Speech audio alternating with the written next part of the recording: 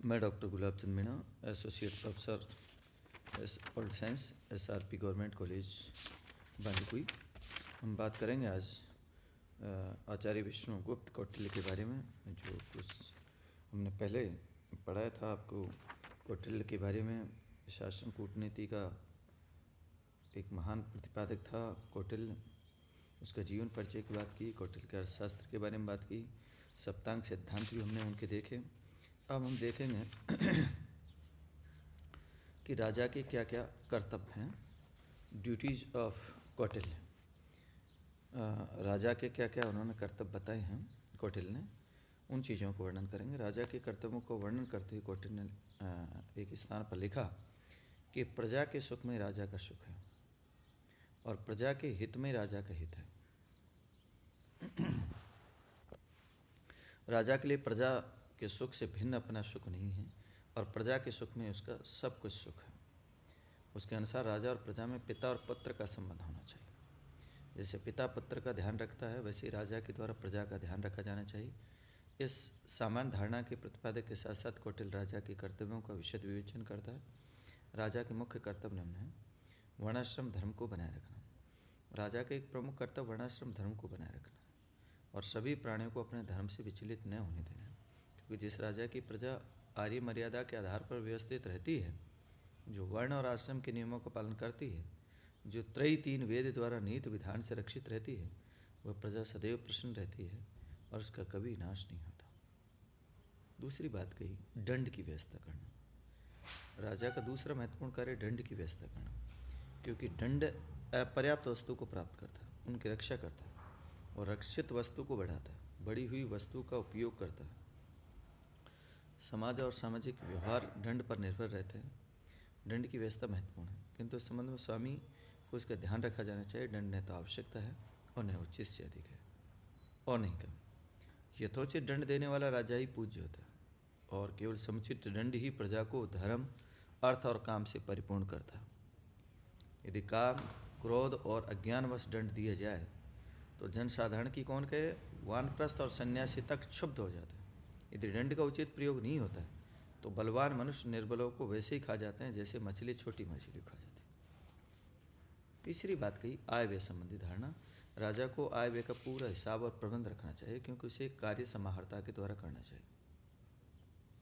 चौथी जो बात है, नियुक्ति संबंधी। राजा अमात्य, सेनापति, प्रमुख कर्मचारियों की नियुक्ति करता है और सभी कर्मचारियों को कार्यों का निरीक्षण करता है।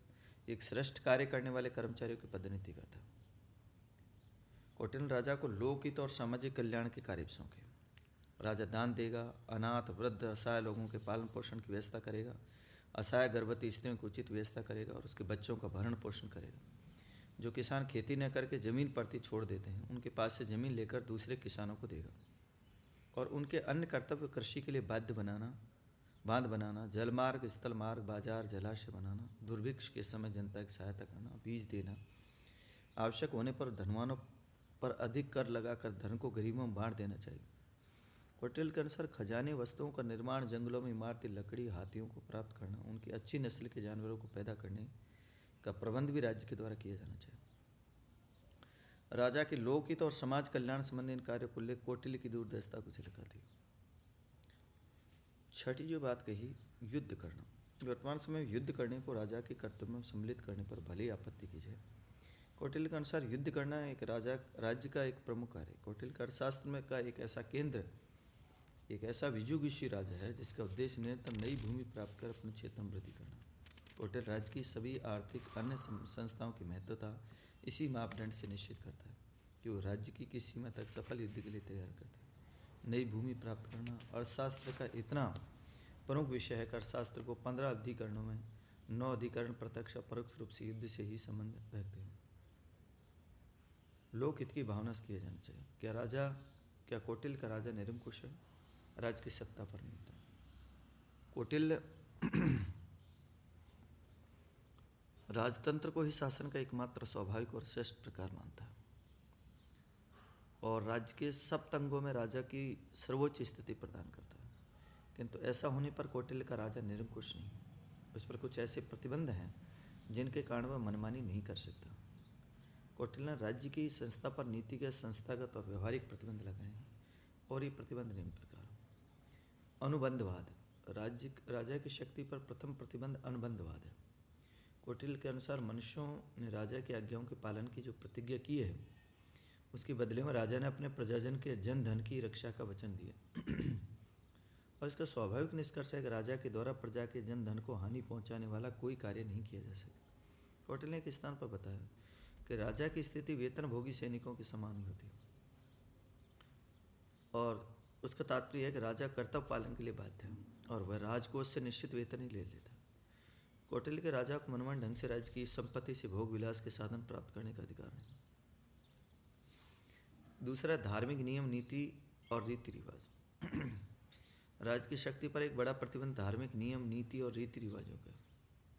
शासक को सभी परिस्थितियों में धर्म के अधीन रहने का परामर्श दिया है और राजा के अधिकार धर्म, नैतिक नियम, देश काल से जुड़ी रीति नियमों से है पालन करने के लिए बाध्य। कौटिल्य ने स्पष्ट कर दिया कि शासक का मर्यादित और अनुशासित रहना राज्य के शासन की सत्ता का मूल आधार है। और कौटिल्य ने व्यवस्था दी कि यदि राज्य के आदेशों और धर्म के बीच टकराव हो तो राज्य के आदेशों की तुलना में धर्म का ही पालन किया जाना चाहिए। तीसरी है मंत्रिपरिषद की सत्ता। कौटिल्य का अनुसार के दो चक्र, राजा और मंत्रिपरिषद हैं। वनों से अपनी शक्ति का प्रयोग मंत्रियों के परामर्श के आधार पर करना। कौटिल्य ने शासक को परामर्श दिया कि स्वयं की इच्छा के विपरीत होने पर भी मंत्रियों के विवेक सम्मत परामर्श को स्वीकार करें और राजा को मंत्रियों के परामर्श की अवहेलना करने के गंभीर दुष्परिणाम बताए। राजा को प्रभावपूर्ण शब्दों में चेतावनी दी। मंत्रिपरिषद और सभा आदि परामर्शदात्री संस्थाएं राजा की सत्ता पर एक प्रभाव संस्थागत नियंत्रण। चौथी जो बात है, जनमत व जनमत का नियंत्रण। कौटिल्य ने शासक को जनता और जनमत के महत्व के प्रति सचेत किया। बल दिया कि राजा के लिए जनता के हित और दृष्टिकोण की अवहेलना स्वयं उसके लिए गंभीर परिणामों को जन्म दे।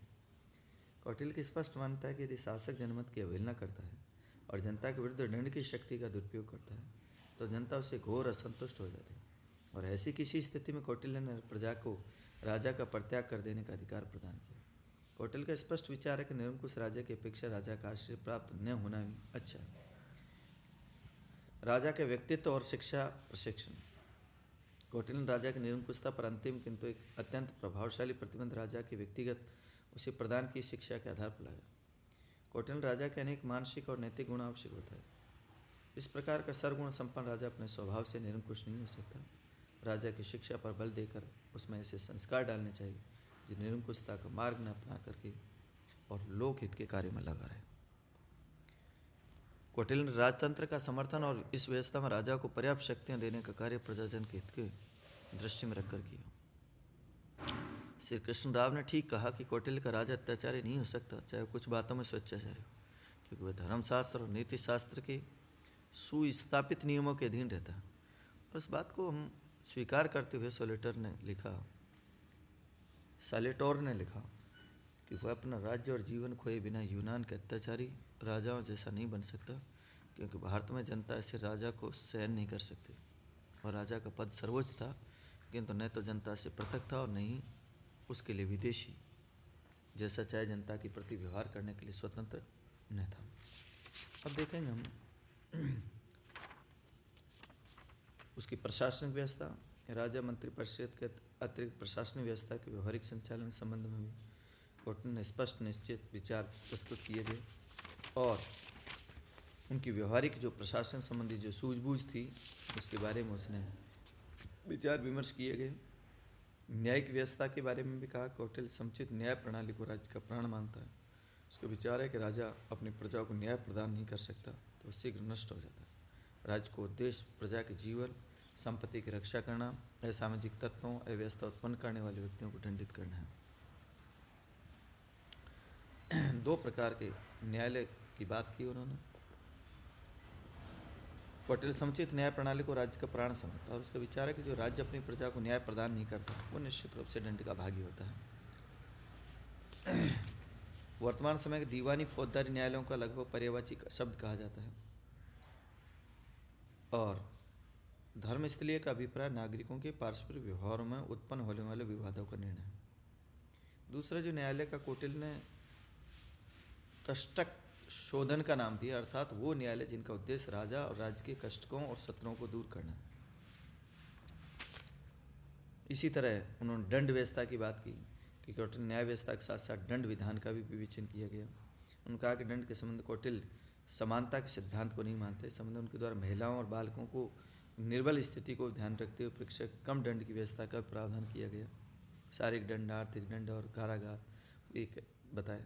अर्थव्यवस्था के बारे में महत्वपूर्ण विचार किए कौटिल्य ने कि यथार्थवादी राजशास्त्री होने के नाते कौटिल्य की जो राजनीतिक विचारधारा में अर्थव्यवस्था को बहुत महत्वपूर्ण स्थान था कि जब तक राज्य पर्याप्त समृद्धशाली नहीं होता, जब तक उसके द्वारा लक्ष्य की प्राप्ति नहीं हो सकती।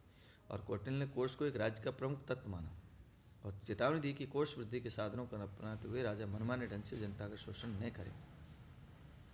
कर व्यवस्था की भी बात की कि कर का उचित इस्तेमाल होना चाहिए, कर जनता पर अत्यधिक भार भी नहीं डालना चाहिए और राजा को चलाने के लिए इस तरह की स्थिति होनी चाहिए जो अब जो था वैदेशिक संबंध या परराष्ट्र नीति, एक राजनीतिक विचारक के रूप में कौटिल्य का जो महत्व था, उन्हें केवल राज्य के आंतरिक प्रशासनिक सिद्धांतों वर्णन था, उन सिद्धांतों उल्लेख था जिसके आधार पर एक राज्य द्वारा दूसरे राज्य के साथ अपने संबंध निर्धारित किए गए। और अर्थशास्त्र में विदेश नीति का विशेष उल्लेख किया गया और पड़ोसी राज्यों के साथ संबंध स्थापित करने के लिए उन्होंने मंडल सिद्धांत और अन्य राज्यों के साथ व्यवहार निश्चित करने के 6 लक्षणों वाली सांडीगुल्य नीति अपनाई। कौटिल्य ने अपने मंडल सिद्धांत में अनेक राज्यों के समूह और मंडल विद्वान राज्यों द्वारा एक दूसरे के प्रति व्यवहार में लाई जाने वाली नीति का वर्णन किया। इस सिद्धांत मंडल केंद्र ऐसा राजा होता है जो पड़ोसी राज्यों को जीत करके अपने में मिलाने के लिए प्रयत्नशील है।